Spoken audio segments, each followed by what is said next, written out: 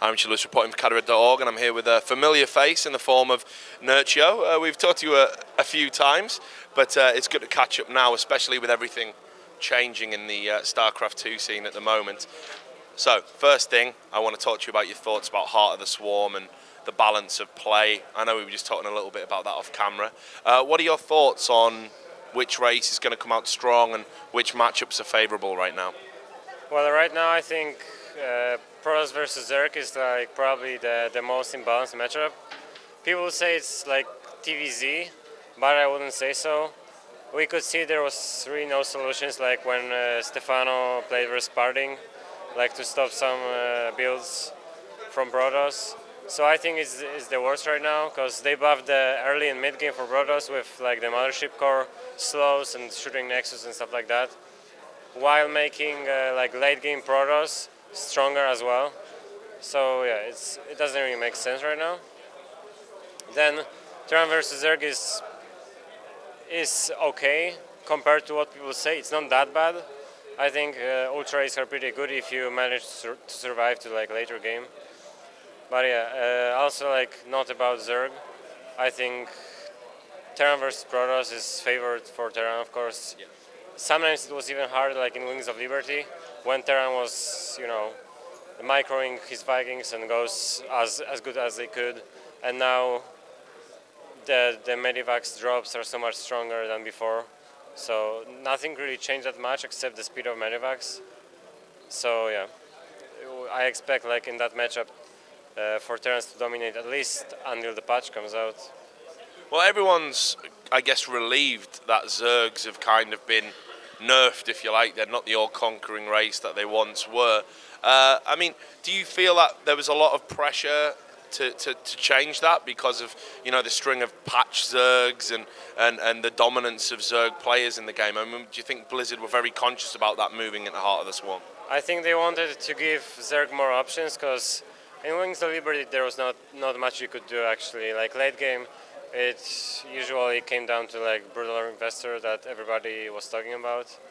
So now they thought that, you know, bringing like Vipers and buffing Ultras will help. So Ultras are a little bit better against Terran. They're not really that useful versus Protoss still. But yeah, Vipers are not good at all versus Protoss when they get Templars, which is actually not very hard if you play like the best of the best, and that's what we should focus on.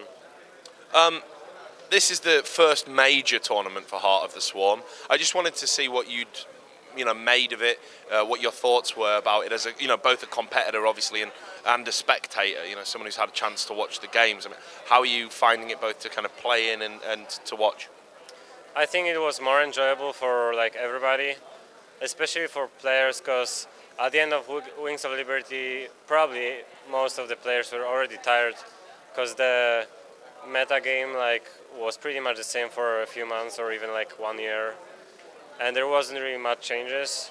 So it's like a, you know, fresh start again with some new strategies, or maybe some like beta Wings of Liberty strategies came back again. So it's for sure more interesting. Like there's more motivation to play the game, and that's good for players, and it helps like spectating too, because if the players enjoy the game, then spectators can do the same. I want to ask you a little bit as well about your kind of rivalry with Mana. You know, that's a great kind of storyline that's been building, I think, in StarCraft lately. Can you talk about it from your perspective? Is there a rivalry there? There has to be, of course, since we are like two players from Poland competing like for the first spot as the best player in Poland.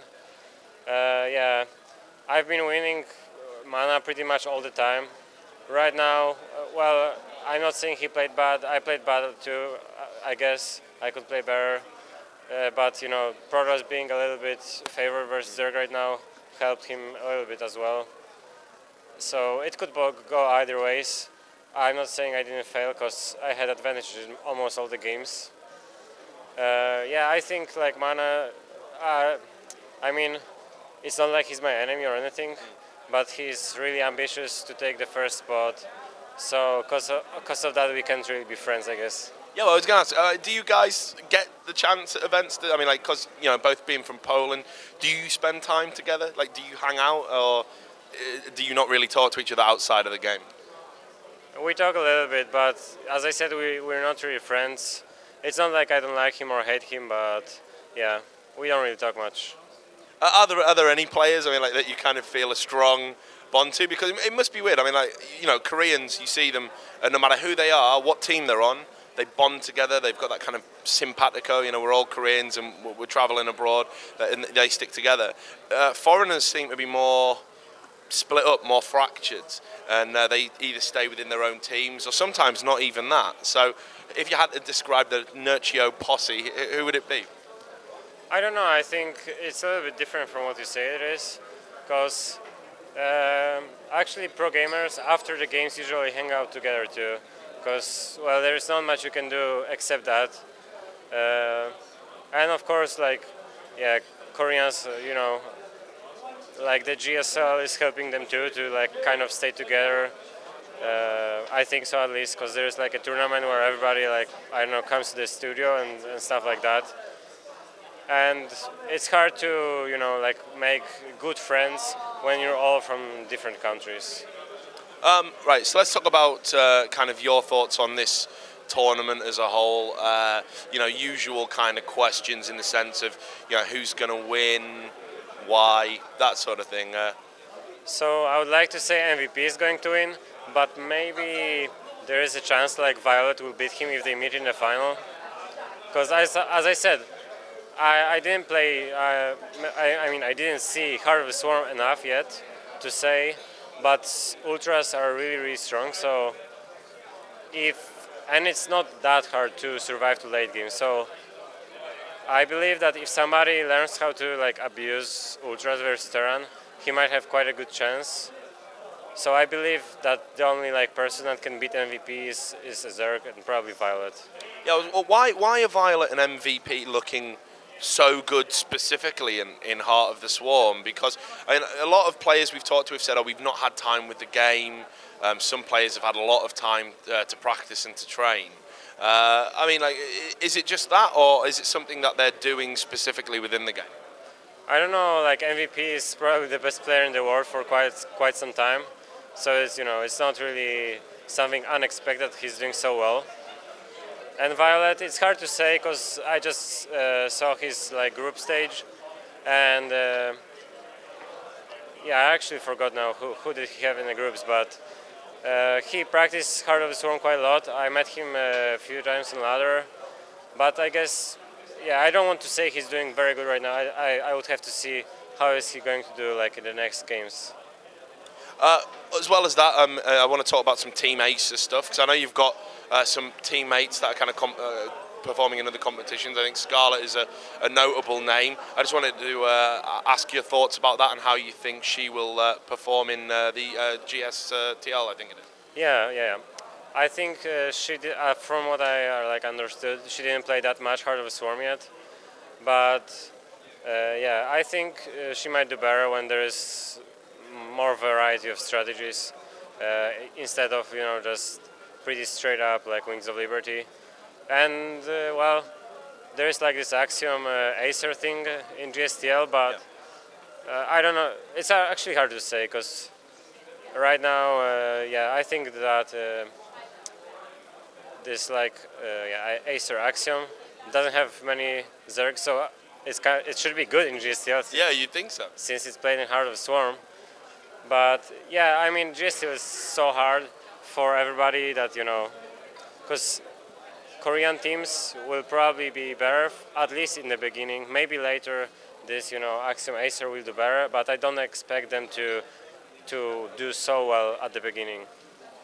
Do you think that in Heart of the Swarm and with competitions like GSTL, we're going to see team leagues become more important, especially maybe with the saturation of tournaments for 1v1? Are people gravitating more towards team leagues now and thinking that you know, is more entertaining? Yeah, well, for me, team leagues, as a spectator point of view, they seem like more fun to watch, especially the like all kill style. But well, StarCraft 2 will be always focused on 1v1, so that won't change. Right, so final few questions then. Obviously, you've been repping Team Acer quite good, and I know you've got your nice new hoodies, which are very useful when you're in environments like this and it's freezing cold. But what are you guys going to be doing next? Because as an organisation, you seem to be heading in the right direction. So where will you guys be competing after this? It's actually hard to say because there's not much like set up for like tournaments in Heart of Swarm yet.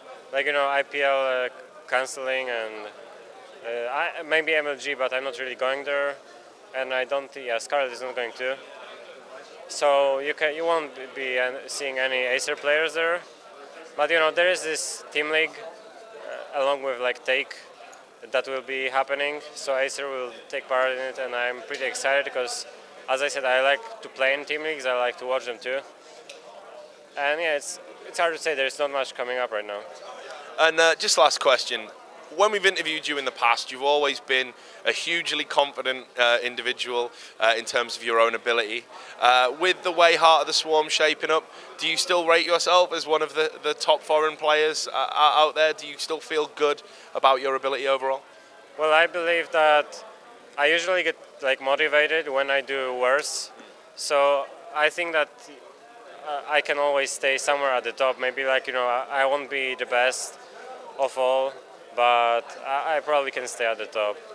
Well, I'm sure you will. You always seem to be there for me. Real pleasure to talk to you as always. To all the people out there at Cadred.org, do stay tuned to the website. We're going to have more interviews like this one from here at the Intel Extreme Masters World Championships in Hanover.